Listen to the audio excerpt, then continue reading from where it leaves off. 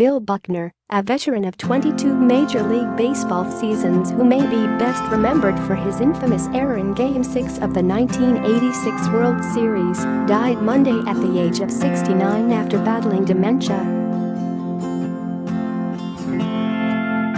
After battling the disease of Lewy body dementia, Bill Buckner passed away early the morning of May 27, surrounded by his family said in a statement. Bill fought with courage and grit as he did all things in life. Our hearts are broken, but we are at peace knowing he is in the arms of his Lord and Savior Jesus Christ. Although Buckner won a batting title with the Chicago Cubs in 1980 and was named a National League All-Star the following season, his career became defined by the error that cost his Boston Red Sox Game 6 of the 1986 World Series. Facing the upstart New York Mets and holding a 3-2 series edge, the Red Sox took a 5-3 lead into the bottom of the 10th inning at Shea Stadium in Queens. Red Sox reliever Calvin Schiraldi got 2 quick outs, bringing the franchise to the brink of its first World Series win since 1918.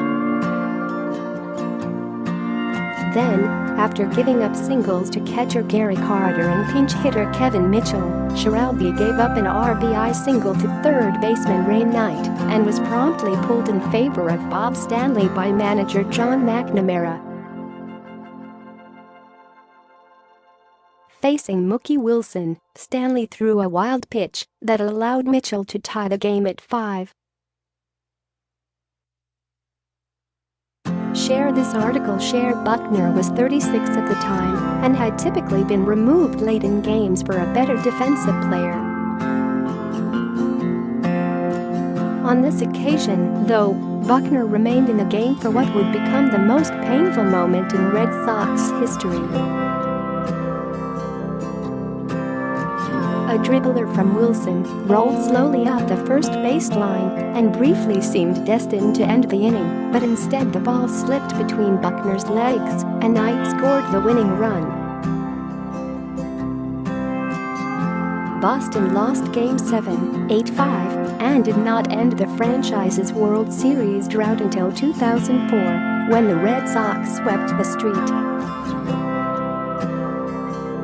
Louis Cardinals in the Fall Classic. I was in a stunned Boston clubhouse after Game 6 of the '86 World Series, New York Times sports writer Bill Pennington wrote on Twitter. Bill Buckner took the glare off the other Red Sox by standing at his locker and thoughtfully answering every question. Great teammate, great player, RIP. Buckner was back in Boston for the 1987 season, but was released in July after months of abuse that including heckling and even death threats. Although the fans were notoriously brutal to Buckner, who moved his family to Idaho after retirement, the Red Sox players were supportive of their teammate. No one played harder than Bill. No one prepared themselves as well as Bill Buckner did, and no one wanted to win as much as Bill Buckner, right fielder Dwight Evans later said. The Boston media was not as forgiving.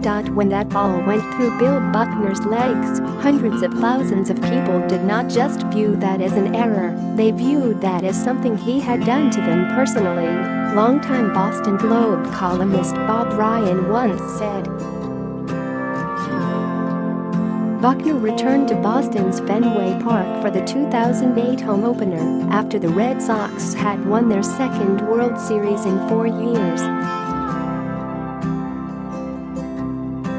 He received a 2-minute standing ovation before throwing out the ceremonial first pitch.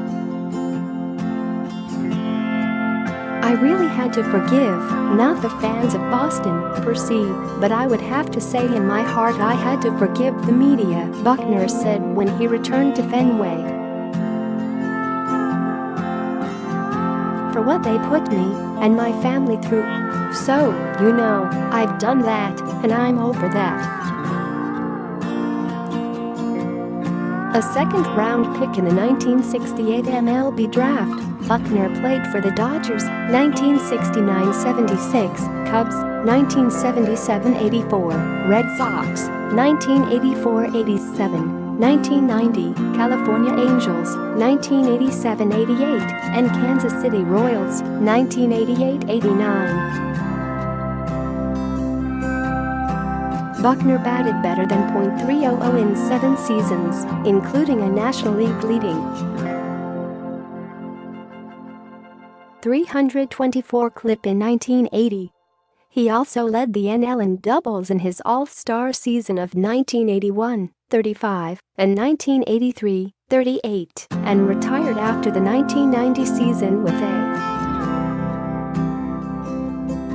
289 lifetime average and 2,715 hits, 174 homers, 498 doubles, 1,077 runs and 1,208 RBIs in 2,517 games. As I clear my head and hold back the tears, I know I will always remember Billy Buck as a great hitter and a better friend. He deserved better, Valentine tweeted. I am extremely heartbroken and deeply hurt as I just received the sad news of the passing of my 82/83 Cubs teammate Bill Buckner this morning, pitcher Ferguson Jenkins wrote on Twitter. Bill worked tirelessly with my Fergie Jenkins Foundation. Condolences to his family. Buckner is survived by his wife, Jody, and 3 children, Brittany, Chris and